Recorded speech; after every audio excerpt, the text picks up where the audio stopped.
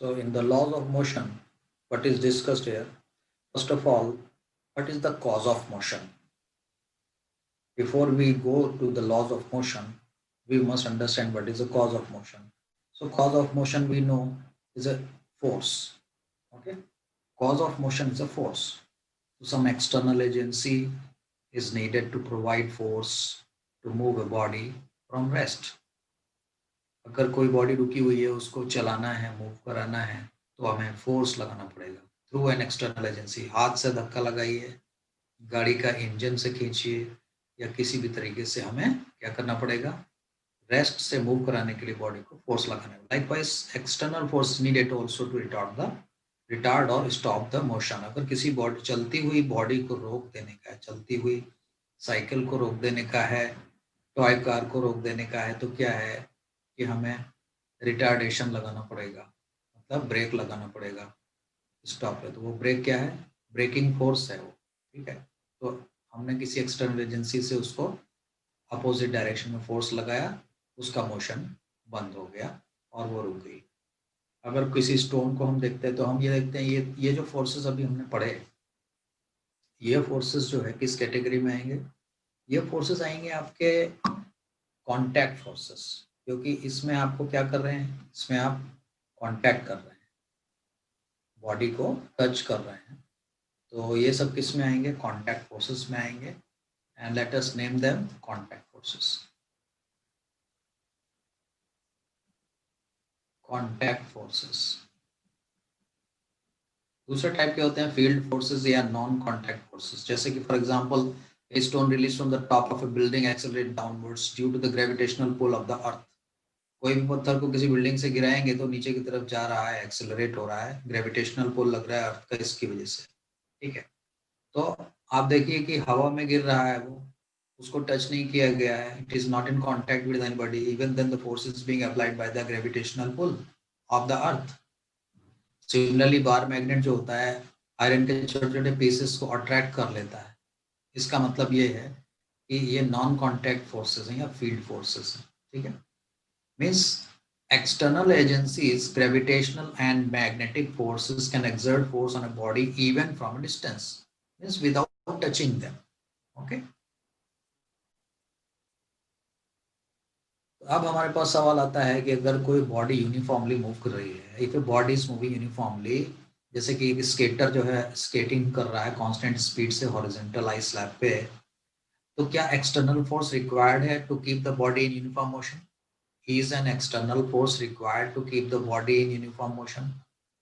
तो ये बात हम स्टडी करेंगे and we see the some observation of the previous scientist. What is the Aristotle's observation? Aristotle observation in that Aristotle's fallacy. fallacy मतलब कि उसको भ्रम था इस तरीके का, तो उसने उस तरीके का रूल दिया. ठीक है, most of the Aristotelian ideas on motion are now known to be wrong. Aristotle के जो आइडियाज थे अभी तक जो पाए गए हैं वो अभी तक पूरी तरीके से गलत सिद्ध हो चुके हैं. बराबर है, तो क्या गलती थी? Let us see. यहाँ हम देखते हैं कि Aristotelian law of the motion में be phrased as an external force is required to keep the body in motion. जैसे स्केटर की बात आ रही थी, स्केटर आइस स्लैब पे स्केटिंग कर रहा है, तो उसके मोशन के लिए कहता है external force is required to keep a body in motion.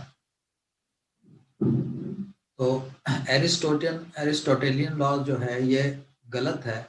इस बात के लिए थोड़ा स्टडी करना पड़ेगा. व्हाट इज द फ्लॉ, क्या गलती है एरिस्टोटल के आर्गुमेंट में? ठीक है, जैसे कि हम एग्जांपल लेते हैं कि मूविंग कार है, रुक जाती है, वो comes to rest because of the external force of friction on the car by the floor opposes the motion. जो फ्रिक्शन का फोर्स लग रहा है टॉय कार पे, उसकी वजह से वो रुक जाती है. ठीक है, to counter this force the child has to apply an external force on the car in the direction of motion.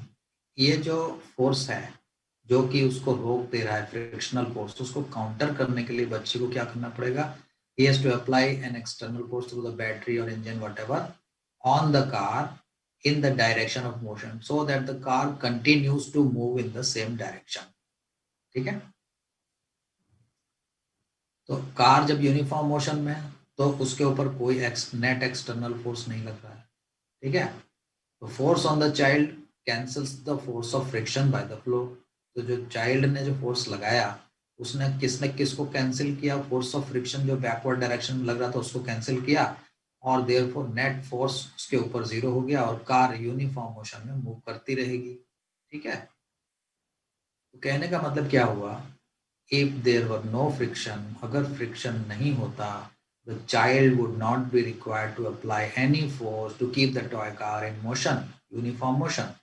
अगर फ्रिक्शन नहीं होता तो बच्चे को कोई भी फोर्स नहीं लगाना पड़ता टॉय कार को मोशन में रखने के लिए, यूनिफॉर्म मोशन में रखने के लिए। इसका मतलब है टॉय कार अपने स्पीड से चलती रहती, ठीक है। ये बात समझ में आई। इसी तरह के कुछ एक्सपेरिमेंट फर्दर किए गैलीलियो ने, जो है ये एरिस्टोटल के आइडिया को फर्दर स्टडी किया इंक्लाइन प्लेन के ऊपर। You see the incline plane, उस पर क्या किया, ये इंक्लाइन प्लेन है। यहाँ पे दो तरीके के cases, ball is falling down, ball is moving up. So when the ball is falling down, it accelerates. When the ball is moving up, it retards. ठीक है? And if the ball is moving on a horizontal plane, it is an intermediate situation between these two things. तो उसने क्या conclude किया? Galileo concluded that an object moving on a frictionless horizontal plane must neither have an acceleration nor retardation. ना तो उसमें acceleration होगा ना retardation होगा, हॉरिजॉन्टल जब मूव करता होगा। इसका मतलब है कि ये कांस्टेंट वेलोसिटी से मूव करता होगा, ठीक है। फिर क्या एक्सपेरिमेंट किया गैलीलियो ने, एक और एक्सपेरिमेंट किया डबल इंक्लाइन प्लेन वाला। डबल इंक्लाइन प्लेन मतलब ये इंक्लाइन हो गया और एक आगे का इंक्लाइन ये हो गया। अगर दोनों का ये स्मूथ इंक्लाइन है थोड़ा, तो उसने क्या किया कि जब भी यहाँ से बॉल ड्रॉप किया तो उतनी हाइट तक के ऊपर उठेगा और उससे थोड़ा कम भी उठ सकता है। Ideal situation में when the friction is absent, final height of the ball is the same as its initial height. Final height of the ball कितनी होगी, same as the initial height. जितनी हाइट इसकी है उतनी हाइट तक के उठेगा। अब उसने क्या किया, ये स्लोप को बढ़ा दिया, ये देखिए स्लोप ज्यादा है, इस स्लोप को कम कर दिया, कम कर दिया स्लोप को। तो इसने देखा कि ये बॉल ज्यादा डिस्टेंस तक गई लेकिन हाइट सेम रही, अर्थ से हाइट जो है, ग्राउंड से जो हाइट है वो सेम रहेगी। ये आइडियल सिचुएशन है when the friction is absent, ठीक है। तो in the limiting case when the slope of the second plane is zero, जब सेकंड प्लेन का स्लोप जीरो हो जाता है, या मतलब कि पूरा सेकंड प्लेन ऐसे हॉरिजॉन्टल हो जाता है, तब क्या होता है, ball travels to an infinite distance. In other words motion never ceases. तो ये एक आइडियलाइज सिचुएशन है। और जो है उसने ये क्या कंक्लूड किया इससे, उसने कैलकुलेट किया if there were no friction the ball would continue to move with a constant velocity on the horizontal plane. तो उसको एक नया इंसाइट मिल गया गैलीलियो को। एरिस्टोटल का तो स्टेटमेंट गलत हो गया, उसने क्या स्टेटमेंट बनाया, तो उसने बताया कि if there were no friction the ball would continue to move with a constant velocity on the horizontal plane, and he stated that state of the rest and the state of the uniform linear motion, मतलब motion without constant velocity, ये दोनों equivalent है। मतलब अगर कोई body रुकी हुई है या यूनिफॉर्म वेलोसिटी से चल रही है, दोनों स्टेट जो है इक्विवेलेंट स्टेट है। दोनों स्टेट में उसके ऊपर कोई फोर्स लगा हुआ नहीं है, फोर्स लगा हुआ नहीं है, एक्सेलरेशन जीरो है, फोर्स भी जीरो है, ठीक है। अब इन दोनों केसेस को कंबाइन करके जो एक स्टेटमेंट में जिसने बताया वो था सर आइजैक न्यूटन। और आइजैक न्यूटन ने गैलीलियो के आइडियाज को फर्स्ट लॉ ऑफ मोशन कह के अपना फर्स्ट लॉ ऑफ मोशन के फॉर्म में उसको रिप्रेजेंट किया, ठीक है। उसने कहा आइजैक न्यूटन ने everybody continues to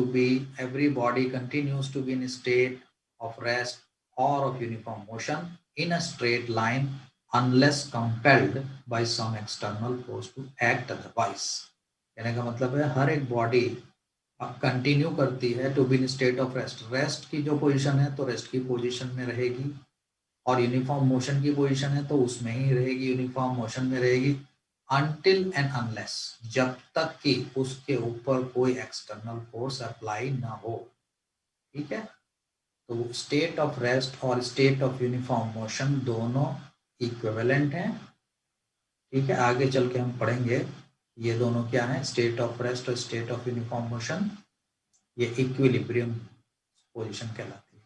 इन दोनों ही सिचुएशन में no net force acting on the body, body के ऊपर कोई फोर्स लगा हुआ नहीं होता है, ठीक है। To maintain a body in uniform motion, we need to apply an external force. अगर बॉडी को यूनिफॉर्म मोशन में मेंटेन रखना है तो हमें एक एक्सटर्नल फोर्स लगाना होगा to counter the frictional force, ठीक है।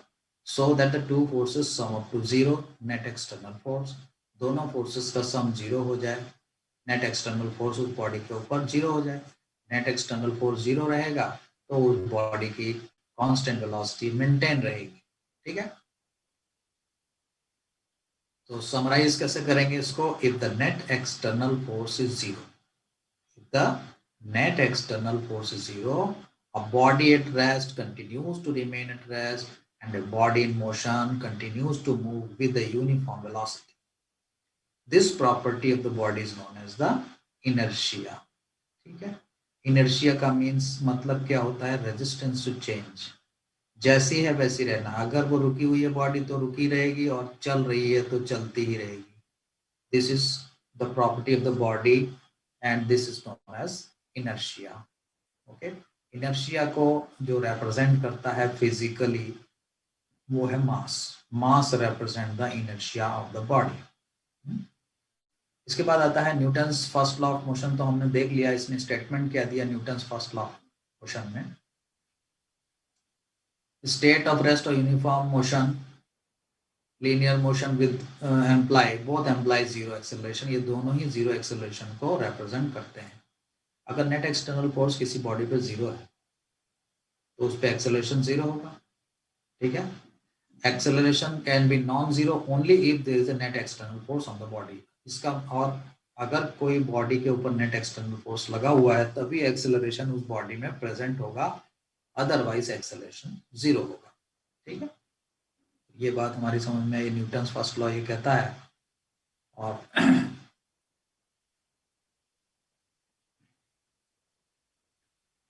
अगर हम ये देखेंगे कि फर्स्ट लॉ का एप्लीकेशन कहाँ पे होता है, तो consider a book on the horizontal surface, एक बुक कंसीडर कर लीजिए हॉरिजॉन्टल सरफेस ऑफ टेबल पे रखी हुई, ठीक है। इस पे दो फोर्स लग रहे हैं, कौन कौन से, फोर्स ड्यू टू ग्रेविटी, मतलब उसका वेट जो है mg नीचे की तरफ एक्ट कर रहा है, acting downwards, and upward force on the book by the table, normal force, normal reaction बोलते हैं इसको, उस बुक के ऊपर टेबल जो ऊपर की तरफ जो फोर्स लगा रही है वो रिएक्शन फोर्स लग रहा है, ये आर जो है सेल्फ एडजस्टिंग फोर्स है, ठीक है।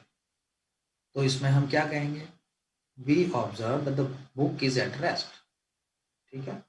Therefore, we conclude from the first law that the magnitude of R equals that of W. R का मैग्नीट्यूड W के बराबर है, इसके लिए दोनों एक दूसरे को बैलेंस किए हुए हैं, and therefore net force on the book is zero, ठीक है। और करेक्ट तरीके से कैसे बोलेंगे, और सही तरीके से बोला जाएगा, since the book is observe to be rest, net external force on it must be zero according to the first law. अब no external force must be zero का मतलब यह हुआ कि normal R minus W, R is the force, reaction force of the table on the book, और book का नीचे की तरफ जो वेट लग रहा है वो है mg मतलब W, तो R minus W is equal to zero, और we can say R is equal to W, force normal force R must be equal and opposite to the weight W, ठीक है। तो बैलेंसिंग हो गया है, ठीक है। तो ये हो गया फर्स्ट लॉ का application. What is the inertia, इसको समझेंगे भाई, प्रॉपर्टी ऑफ इनर्शिया जो फर्स्ट लॉ में आई, फर्स्ट लॉ के स्टेटमेंट में, तो इसको कैसे समझेंगे। सपोज कि आप एक बस में खड़े हुए हैं, स्टेशनरी बस है, और ड्राइवर अचानक से बस सडनली स्टार्ट कर देता है, ठीक है। तो क्या होगा, जस्ट थिंक, आप बस में खड़े हैं, बस भी रुकी हुई है, अचानक से बस चालू हो गई, ठीक है। तो वो आपको कैसा लगेगा, we get thrown backward with jump, क्यों हो, ऐसा इसलिए होगा कि हमारे पैर जो है बस की बॉडी में फ्लोर के ऊपर लगे हुए हैं एंड फ्लोर और हमारे पैर के बीच में फ्रिक्शन है, ठीक है। तो क्या होगा, जैसे ही बस चलेगी तो हमारे जो पैर का हिस्सा है, नीचे वाला हिस्सा है, और feet go with the bus, ठीक है। लेकिन हमारी बॉडी के जो जॉइंट्स हैं वो फ्लेक्सिबल हैं, ठीक है। तो क्या होगा कि हमारे पैर तो आगे चले जाएंगे, हमारी बॉडी तो रिजिड नहीं है, फ्लेक्सिबल है। तो rest of the body remains where it is due to inertia. Inertia की वजह से बाकी ऊपर वाला हिस्सा जो होता है, पैर के ऊपर वाला हिस्सा बॉडी का, वहीं पे रहेगा बिकॉज ऑफ द इनर्शिया, ठीक है। तो वो पैर के मुकाबले पीछे रह जाएगा ना, पैर के मुकाबले, पैर के कंपैरिजन में वो पीछे रह जाएगा। इसकी वजह से अपने को लगता है कि हम पीछे की तरफ जर्क लगा हमको या गिर गए, ठीक है। इसी के अपोजिट केस हम सोच सकते हैं कि suppose we are standing in a bus and बस सडनली स्टॉप। बस अचानक से रुक जाती है, बस चल रही है, मान लो 40 की स्पीड से चल रही है, 40 किलोमीटर पर आवर, और आप खड़े हुए हैं बस में और बस सडनली स्टॉप्स। बस रुक जाएगी तो क्या होगा, आपका पूरा बॉडी जो है बस के साथ चल रहा है, ठीक है, और बस वाले ने ब्रेक लगाया तो क्या होगा, आपका पैर जो बस के फ्लोर के कांटेक्ट में है, फ्रिक्शन की वजह से आपका पैर तो स्टॉप हो गया, लेकिन अपर बॉडी पार्ट जो है आप पे, वो सब के सब 40 की स्पीड से चल रहे थे। They will try to continue to move in the same direction and therefore आगे की तरफ झटका लगता है, हम आगे की तरफ गिर जाते हैं, ठीक है। तो दोनों केसेस में हमने देखा ये law of inertia. Now let us see an example. Example 5.1 क्या कहता है बच्चों, an astronaut accidentally gets separated out of his small spaceship। एक स्पेसशिप में एक एस्ट्रोनॉट जा रहा है, accelerating in interstellar space at a constant rate of 100 metre per second square, acceleration से जा रहा है, ठीक है। तो अचानक से वो अपने स्पेसशिप से अलग हो जाता है। तो पूछता है what is the acceleration of the astronaut the instant after he is outside the spaceship. जैसे ही एस्ट्रोनॉट स्पेसशिप से बाहर होगा तो उसका एक्सेलरेशन क्या होगा। assume that there are no nearby stars to exert gravitational force on him। तो भाई इसमें क्या होगा, तो जो एस्ट्रोनॉट है जैसे ही वो बाहर निकलेगा उसका कांटेक्ट तो वहां से अलग हो गया, अब उसके ऊपर फोर्स लगाने वाला कौन, एस्ट्रोनॉट के ऊपर। फोर्स लगाने के लिए नियर बाई स्टार्स तो बहुत दूर है, ग्रेविटेशनल फोर्स नहीं लगा रहे हैं। स्पेसशिप का साइज बहुत छोटा है तो वो उसके ऊपर ग्रेविटेशनल फोर्स एनफ नहीं लगा पाएगा।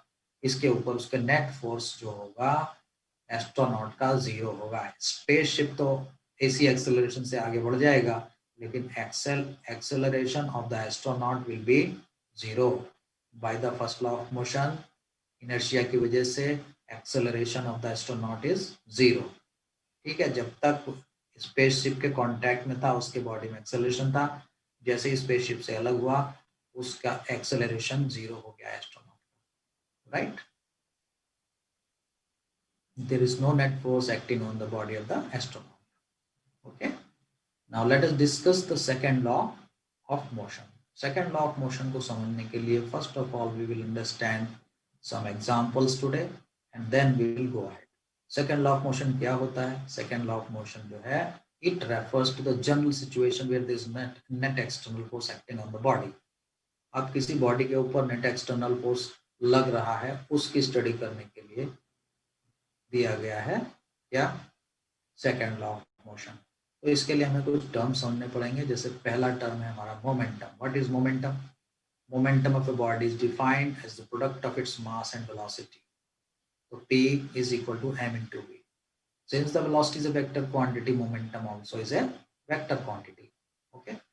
अगर हम देखते हैं कि मोमेंटम क्या चीज़ है, इसको समझते हैं फिजिकली। मान लो कि हमारे पास में दो व्हीकल हैं, एक लाइट वेट व्हीकल है मान लो स्मॉल कार है, और एक हैवी वेट व्हीकल है मान लो एक लोडेड ट्रक है, ठीक है। हॉरिजॉन्टल रोड पे खड़े हुए हैं और हमको पता है कि much greater force is needed to push the truck than the car to bring them to the same speed in same time. Same time में सेम स्पीड पे दोनों को लाने के लिए अपने को ये पता है कि ज़्यादा फोर्स लगाना पड़ेगा ट्रक वाले मामले में, ठीक है।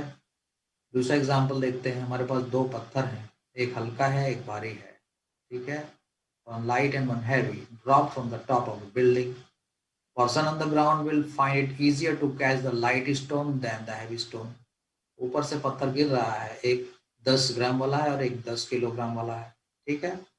नीचे आते आते उनकी वेलोसिटी तो सेम ही होगी, लेकिन आप कैच किसको करना चाहेंगे, 10 ग्राम वाले को या 10 किलोग्राम वाले को? ऑब्वियसली 10 ग्राम वाले को आप कैच करना चाहेंगे, क्योंकि उसको कैच करना आसान रहेगा, ठीक है। तो ये दोनों एग्जाम्पल से अपने को ये पता चला कि mass is an important factor. जैसे मोमेंटम डिफाइन किया था P is equal to m into v, तो इस मोमेंटम में मास एक इम्पॉर्टेंट फैक्टर है। Now let us see the importance of the velocity factor. Speed और velocity is another important parameter in P is equal to m into we.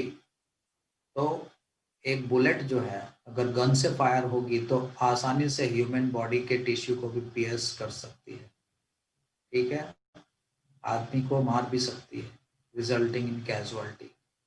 लेकिन उसी bullet को अगर हम मॉडरेट स्पीड से अपने हाथ से बुलेट फेंक के मारे या गुलेल से मारे, ठीक है, कैटापुल्ट होता है ना, उससे मारे, तो क्या होगा, उसकी स्पीड बहुत कम होगी और will not cause much damage. वो जो बुलेट है डैमेज नहीं करेगी। तो इसका मतलब है कि बुलेट का मास तो सेम रहा दोनों केस में, लेकिन हमने स्पीड बढ़ा दी तो उसने आदमी को भी मार दिया, स्पीड कम कर दी तो उसने कोई डैमेज ज्यादा नहीं किया, ठीक है। इसके लिए अपने को क्या पता लगा कि for a given mass the greater the speed the greater is the opposing force needed to stop the body in a certain time, ठीक है। तो इसका मतलब है कि momentum P is equal to M V में वेलोसिटी भी एक इम्पॉर्टेंट फैक्टर है, ठीक है। तो product of mass and velocity होता है मोमेंटम, इसका दोनों का इंपॉर्टेंस इसमें होता है, ठीक है। तो मोमेंटम में जितना चेंज होगा, the greater the change in the momentum in a given time, the greater is the force that needs to be applied, ठीक है। ये जो मोमेंटम है उसमें चेंज होगा टाइम के साथ में। वेलोसिटी अगर चेंज होगी तो वेलोसिटी अगर चेंज होगी, मास तो चेंज होता नहीं उस बॉडी का, वेलोसिटी चेंज होगी तो m into V two minus m into V one, ये चेंज इन द मोमेंटम होगा इन ए गिवन टाइम। अगर वो ज़्यादा होगा चेंज इन द मोमेंटम तो ज़्यादा फोर्स लगेगा। इसके लिए हम एग्जांपल देखते हैं कि क्रिकेटर हो, एक एक्सपीरियंस सीजन्ड क्रिकेटर है, वो बॉल को कैच करता है तो कैसे करता है, एक नौसिखिया नोवाइस जो होता है उससे अलग तरीके से करता है, ठीक है। पहले हम देखते हैं नौसिखिया कैसे करता है। The novice on the other hand keeps his hand fixed, अपने हाथ सीधा रखता है और ट्राई करता है कैच करने के लिए बॉल को अचानक से, ठीक है। तो वो ही needs to provide a much greater force to stop the ball, क्योंकि उसका जो टाइम है, टाइम ऑफ स्टॉपिंग बहुत कम हो गया, उसके हाथ में जो कांटेक्ट है बॉल का वो बहुत कम है कांटेक्ट टाइम। तो उससे क्या हुआ, rate of change of momentum, उसने क्या किया, पहले बॉल की वेलोसिटी थी, उस वेलोसिटी को जीरो कर दिया, मतलब चेंज इन मोमेंटम किया उसने, लेकिन बहुत कम टाइम में किया। इसके लिए बहुत कम टाइम में किया मतलब बहुत फास्ट किया, रेट ऑफ चेंज बहुत फास्ट किया उसने, ठीक है। तो इसका मतलब ये हुआ कि उसने फोर्स ज्यादा फील किया अपने हाथ पे। अब देखते हैं एक्सपीरियंस वाला क्या करेगा। तो एक्सपीरियंस क्रिकेटर जो होगा वो क्या करेगा, उसके हाथ में चोट नहीं लगे इसलिए क्या करेगा, cricketer allows longer time for his hand to stop the ball, अपने हाथ को पीछे ले जाता है। अगर आपने क्रिकेट खेला होगा, कैच करते वक्त लेदर का बॉल होगा तो आपने ये बात महसूस की होगी, ये है कि नहीं की है, यू नोटिस, ठीक है। He draws the hands backward in the act of catching the ball. Let us see the figure here. You see, इसने क्या किया, ये बॉल को कैच करने के लिए जैसे ये बॉल इसके हाथ में आई, इसने अपने हाथ को पीछे किया तेजी से, उससे क्या हुआ कि इसका बॉल का और इसके हाथ का जो कांटेक्ट टाइम है वो ज्यादा हो गया। He allows more time for this momentum to change, उसका मोमेंटम मतलब उसका m इंटू वी जो मोमेंटम है उसको जीरो करने के लिए उसने ज्यादा टाइम लिया। अब क्या हुआ, ज्यादा टाइम लिया तो उससे क्या मतलब हुआ, conclusion is very much clear from this, उसका हाथ में चोट ज्यादा नहीं लगेगी क्योंकि फोर्स कम लगाया उसने, ठीक है। तो फोर्स किस बात पे depend, force not only depend on the change in the momentum but depends on how fast the change is brought. Force किस बात पे डिपेंड करता है, मोमेंटम में चेंज कितना हुआ उससे मतलब नहीं, कितनी तेजी से हुआ है, कितनी तेजी से मोमेंटम में चेंज हुआ है, इस बात पे फोर्स डिपेंड करता है। ठीक है, the greater the rate of change of momentum the greater is the force. ये बात सेकेंड लॉ एक्सप्लेन करता है, that we will see in our next lecture. ठीक है, सेकेंड लॉ ऑफ मोशन के लिए हम कुछ और समझेंगे। इस एग्जाम्पल को समझने के बाद rest of the second law we will be discussing in our next lecture. Okay, till then, bye, goodbye.